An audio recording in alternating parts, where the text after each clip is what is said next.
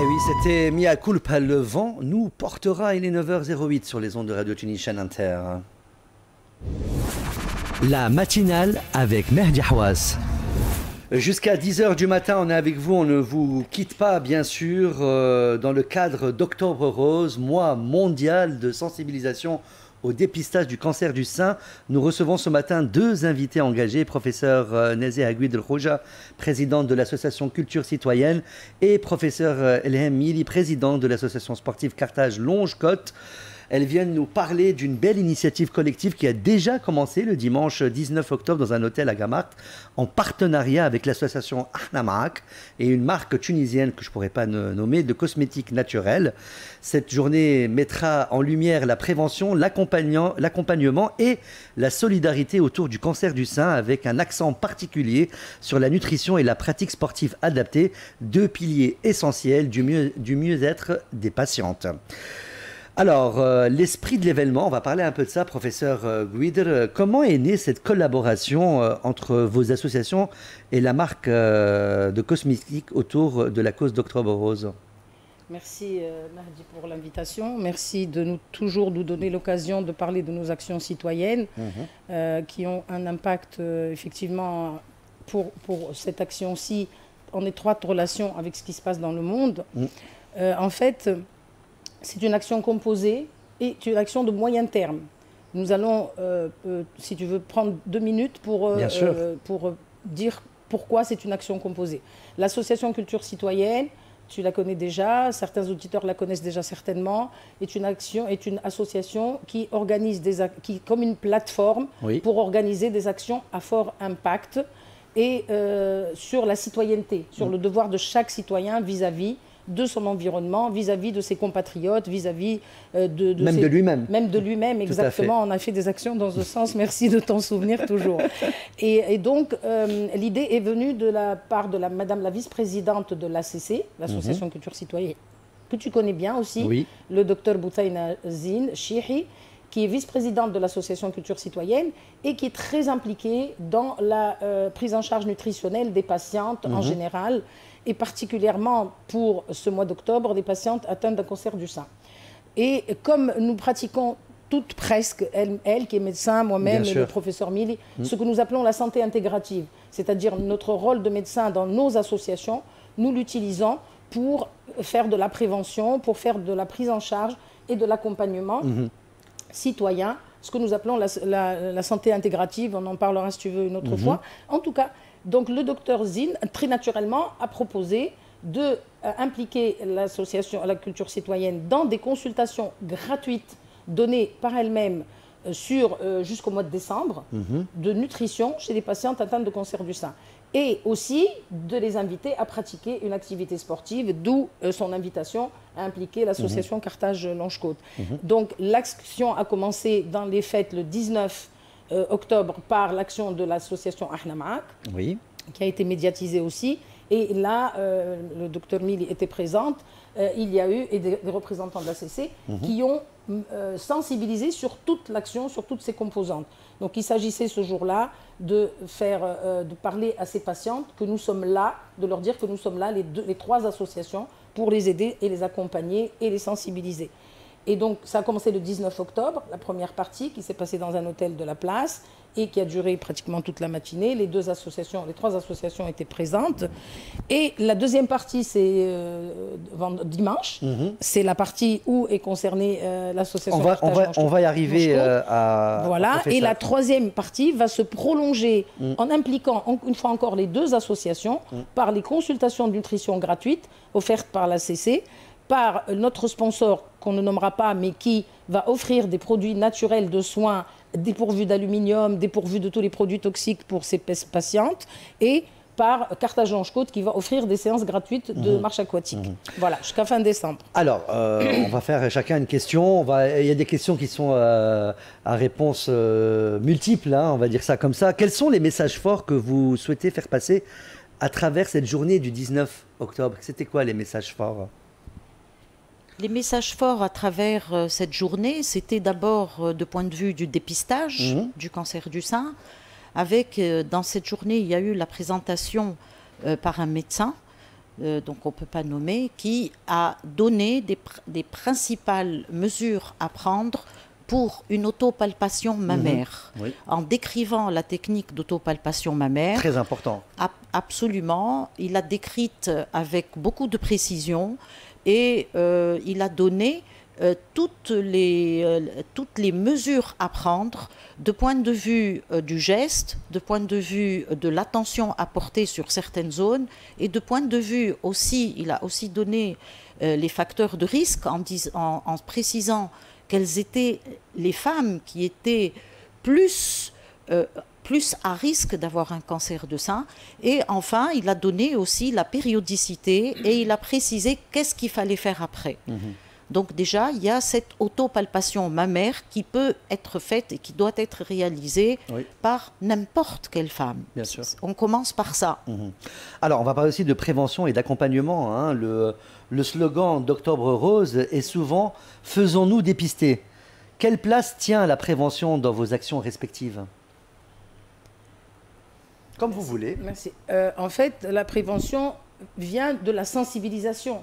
C'est-à-dire, on peut prévenir les choses lorsqu'on les connaît. On ne peut pas combattre un ennemi si on ne le connaît pas. Déjà. Donc déjà, notre travail à nous de médecins, et aussi à travers les associations que nous avons fondées et que nous présidons, c'est de faire notre travail de sensibilisation, d'information à chaque fois que l'occasion se présente. Bien sûr. Et c'est exactement le concept de cette action qui a la particularité de s'étaler sur le temps. Donc pour nous, la prévention, c'est ça. Bien sûr, chaque technicien va donner des consignes particulières. Nous ne sommes pas des oncologues, non. Mais nous sommes des femmes d'abord, et nous sommes aussi très conscientes de notre rôle de médecin, même si nous avons des spécialités pas d'oncologie, nous connaissons mais quand vous même. sensibilisez, quoi. Nous savons comment sensibiliser à ça. Donc la prévention, c'est du rôle des spécialistes de ce domaine, bien sûr, mais c'est surtout pour nous, notre rôle, c'est prévenir en sensibilisant et en gommant l'ignorance, si tu veux. Au-delà du dépistage, hein, comment l'ACC accompagne-t-elle concrètement les femmes atteintes ou en rémission d'un cancer du sein? Alors, pour l'ACC, le rôle, je t'ai dit, ça va se résumer à offrir des consultations gratuites. D'accord. Ce qui n'est pas peu de nutrition. C'est déjà pas mal. Pas d'oncologie, de nutrition. Les consultations de nutrition sont des consultations très fouillées, très longues, et qui ne sont pas à la portée de n'importe quel médecin. Moi, je ne pourrais pas, moi, faire des consultations de nutrition. Notre vice-présidente, nous avons la chance qu'elle est spécialisée en nutrition, et particulièrement en nutrition pour les patients, pas uniquement pour les personnes saines. Et donc, elle sait ce qu'il faut dire à ces dames, quel est le régime alimentaire à adopter, quelles sont les choses à utiliser pendant le traitement, pendant les cures, pendant la radiothérapie, etc. Elle va orienter sur ça et accompagner. C'est pour ça que nous avons inscrit cette action dans la durée. Alors, on sait que l'alimentation joue un rôle important, hein, pendant et après les traitements. Pouvez-vous nous parler du rôle du docteur Bouthaïn Echiri et des consultations gratuites offertes jusqu'à fin décembre? C'est un rôle global. Elle va recevoir les patientes, elle va bien sûr les écouter. Première étape, elle va détailler leur régime alimentaire actuel. Et après, elle va aborder les corrections à apporter ou les choses à apporter selon l'état de santé. Voilà, merci, les ajustements selon l'état de santé de la patiente. Et puisque ça va durer jusqu'à fin décembre, donc il va y avoir aussi un suivi de ces patientes. Ce ne sont pas des consultations uniques. C'est ce que va faire l'ACC à travers sa vice-présidente. Quel conseil nutritionnel simple pourrait déjà être partagé à nos auditrices ce matin? Pour toutes, il y a un conseil très simple, c'est de manger sain, d'essayer de manger le moins possible d'aliments processés. Tout ce qui est fabriqué en usine, tout ça, ça contient des additifs, des perturbateurs hormonaux. Nous le savons aujourd'hui que notre nutrition est la première source de notre santé. Donc consommer sain, consommer des choses dont on connaît la filière. Il vaut mieux acheter d'où ça vient. Voilà, on sait d'où ça vient. Il vaut mieux acheter chez son Et puis il faut mieux acheter local. Il vaut mieux acheter local et surtout il vaut mieux acheter de saison. Tout à fait. Ça, c'est un conseil qu'on ne donne pas suffisamment. Acheter des choses de saison. Voilà. Il ne faut pas acheter des choses en dehors de leur saison, elles sont processées. Professeur Mili, la marche aquatique ou longe-côte, c'est un sport encore peu connu du grand public. En quoi cette activité est-elle particulièrement bénéfique pour les patientes atteintes de cancer du sein? Alors d'abord, on va commencer par définir c'est quoi le longe-côte. Le longe-côte, c'est quoi? C'est un sport. D'abord, c'est un sport à part entière qui peut être pratiqué de façon, entre guillemets, sportive ou comme loisir. il a cette particularité-là, et ça, c'est un avantage. Ça consiste à quoi? À marcher dans l'eau. Tout simplement. Tout simplement. Et quand on marche dans l'eau, cependant, ça peut être dans l'eau, le plus souvent, c'est en eau de mer. Donc, c'est pour ça qu'on parle de longe-côte, parce qu'on marche le long de la plage et on longe la côte. Voilà. D'accord. Avec une particularité, d'abord, il faut qu'il y ait... On marche à une hauteur qui est comprise entre le sternum et le nombril, avec le bassin qui est émergé dans l'eau. Émergé dans l'eau, c'est ça la spécificité. Comme ça, il y a le courant et l'après, il y a un effort à faire, quoi. Et cette pratique donc le longe-côte, et avec donc une technique de marche qui est spécifique, c'est-à-dire qu'on ne court pas, on ne nage pas, et le thorax, il est penché sur l'eau. Donc le fait qu'on ait la moitié du corps immergé dans l'eau de mer et l'autre moitié qui est au-dessus de la mer, a une action très très bénéfique, notamment et surtout par rapport aux personnes ayant eu un cancer du sein ou atteintes de cancer du sein ou toute autre maladie d'ailleurs chronique, invalidante ou pas invalidante. D'abord une action relaxante, d'accord ?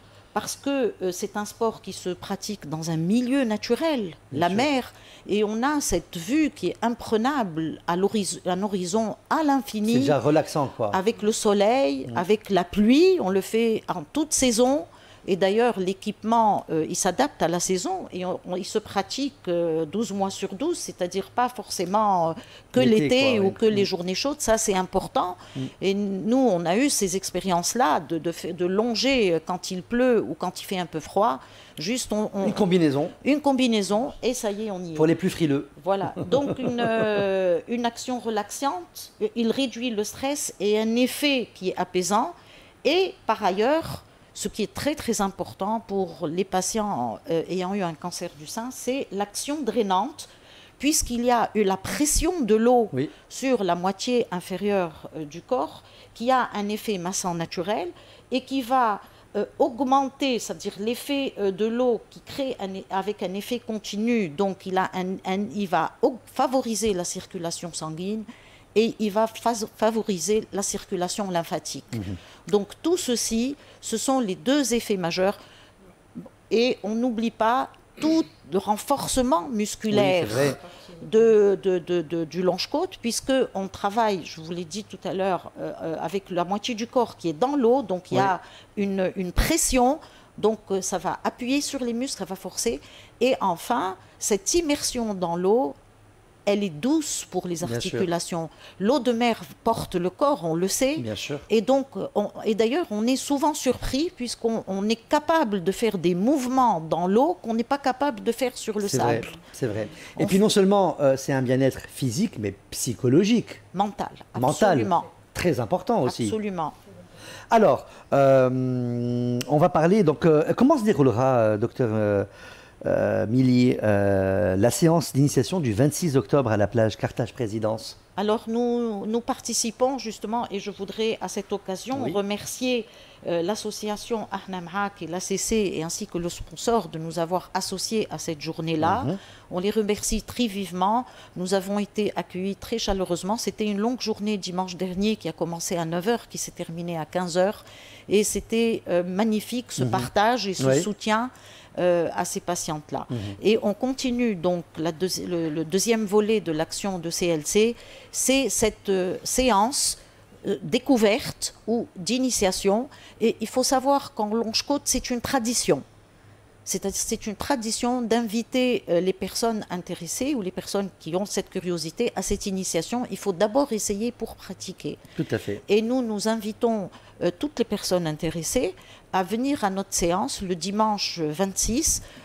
Notre pratique, elle se fait sur la plage d'Amilcar, en face la Carthage Présidence, donc en face d'un restaurant que tout le monde connaît. C'est là-bas notre site. D'accord. Et nous les invitons à venir. Il faut faire une inscription préalable à travers nos réseaux. Voilà, c'est les réseaux sociaux.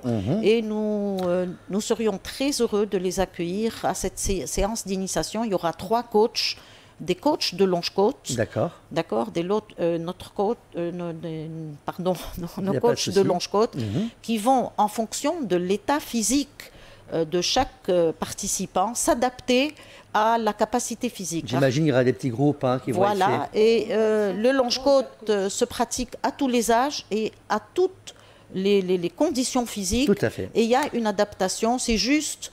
il n'y a pas de contre-indication à la pratique de longe-côte. Tout à fait. Alors, cet événement réunit plusieurs acteurs, associations, médecins, sportifs et même une marque de cosmétiques. Comment parvenez-vous à fédérer ces énergies autour d'une même cause? Merci Mahdi. Cette question me touche énormément parce que c'est la particularité de l'ACC, tu le sais. Oui. Nous sommes plus une plateforme qui est initiatrice et qui est lanceuse d'étincelles, plus qu'une association qui fait des actions toute seule. Et voilà. Et donc on parvient, dans le cas précis, si tu veux le secret, Dr Zine fait du longe-côte, elle est vice-présidente de l'ACC, elle est médecin nutritionniste. Et elle connaît très bien Madame la présidente de l'association Ahna Maak. Donc c'est comme ça que ça a démarré. Et elle m'en a parlé à moi en tant que présidente de l'ACC. J'ai dit OK, on a mis un chef de projet sur l'action qui est Mohamed Louefi, qu'on a oublié de citer. C'est l'occasion. C'est l'occasion, tiens. Je me rattrape en faisant semblant de rien. Donc c'est le junior du bureau de l'association Culture Citoyenne. On a mis comme chef de projet de cette action Mohamed Louefi. Et comme nous faisons du longe-côte, et que professeur Mili est présidente d'une association de longe-côte, j'en pratique moi-même, donc la boucle était bouclée de façon très, on va dire, très naturelle. Donc Mohamed, par contre, il fallait de la coordination, effectivement, et c'est Mohamed Louefi qui s'est occupé de coordonner entre les différentes présidentes des associations, moi-même, élaborer la communication que tu as reçue avec le bureau de l'ACC. Et voilà, donc nous, on est quand même... Une belle synergie. On sait un peu faire ça. Et moi-même, je pratique du longe-côte. Est-ce qu'on peut dire que cette initiative s'inscrit dans une démarche durable au-delà du mois d'octobre? Oui. Oui, parce que nous avons décidé pour le moment, le docteur Zine a décidé de poursuivre les consultations gratuites jusqu'en fin décembre. Et Carthage Longe-Côte, à travers sa présidente, a accepté aussi d'ouvrir les portes de l'association Carthage Longe-Côte à tout le monde jusqu'à décembre. Rien ne dit que ça ne va pas s'inscrire sur la durée. Parce que ce que n'a pas dit Dr Mili, peut-être par manque de temps, ou peut-être parce qu'on n'a pas pensé à le dire, mais j'en profite, c'est qu'on essaiera de créer une section handisport. Et ça, c'est quelque chose de réglementaire et de demandé. Donc peut-être c'est l'étincelle qui va provoquer la création de cette section. Quelles seront les prochaines étapes ou actions prévues par vos associations dans les mois à venir? En ce qui concerne l'ACC, tu te rappelles de l'action Aqra Ahna Maak, qui a été un franc succès. Nous l'avons reproduite deux années de suite dans le même lycée, dans la région de Gasserine. Et nous avons fait monter les taux de réussite avec l'aide de tous les élèves et de tout le cadre enseignant et de toutes les autorités locales et nationales, d'un taux de réussite à 13%. À 2 années de suite, un taux qui se situe entre 57 et 64%. Donc on a fait ce qu'on appelle avec cette action un proof of concept. On a prouvé que ça marche, avec très peu de moyens. Et on va écrire un livre blanc qu'on va remettre au ministère de l'Éducation.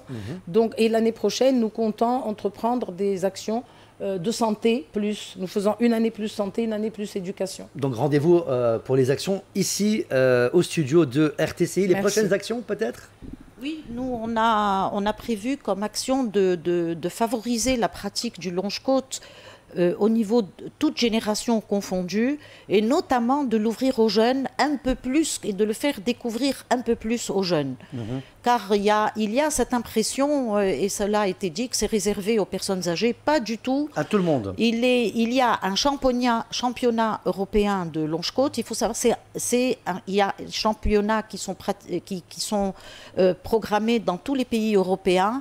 Donc c'est dire qu'il y a le projet de faire rentrer ce sport comme sport olympique au niveau de l'international. Donc c'est dire qu'à partir d'un loisir et d'un sport simple, on arrive aujourd'hui à la pratique d'un sport au niveau international.